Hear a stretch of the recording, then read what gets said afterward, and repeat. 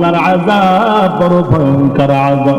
আল্লাহর আযাবের ভয়ে মানুষগুলো এরকম হেলে দুলে পড়ে যায়। এরে নবীর উম্মতের দল, আজকে তুমি মনে করেছো কোরআন মিথ্যা, নবীর কথা মিথ্যা। এরে যুবক, দুটো পাওয়া গায়ে দে, আমি তোর পায়ে হাত রেখে বলি, মাথা নষ্ট হয়ে যায় নাই রে বাবা।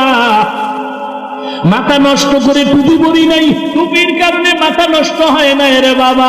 মাথা নষ্ট হলে তোমার হতে পারে, আমাদের না। লম্বা দাড়ির কারণে আমাদের ইজ্জত নষ্ট হয় নাই, লম্বা জামা পরার কারণে আমাদের ইজ্জত নষ্ট হয় নাই, সম্মানও কমে নাই, খানাও বন্ধ হয় নাই, আমাদের ঘুম নষ্ট হয় নাই, দুনিয়ার বাজার ঘাট বন্ধ হলো না, জীবনে সুদ খাইলাম না, জীবনে ঘুষ খাইলাম না, জীবনে ঘুষ খাইলাম না। এরপর আল্লাহর রহমত, না খায়া কোনো টুপিওয়ালা কোরআনওয়ালারা পড়ে নাই। এরে নবীর উম্মতের দল, আজকে তুমি মনে করো টুপি মাথায় দিলে বুঝি অশান্তি, নামাজ পড়লে বুঝি অশান্তি, বেপরদায় চললে বুঝি অশান্তি। আসলে না রে বাবা, তোমার চোখের সামনে তাকায় দেখো। আমার মতো হুজুর বাদ দাও, তোমার লাইনের যুবকের দিকে তাকাও। তুমি ব্যবসা করো, তুমি চাকরি করো, তুমি দোকানদারি করো, তুমি কৃষিকাজ করো, ড্রাইভারি করো, মিথ্যা বলার দরকার নাই, সত্য বলো। তোমার লাইনে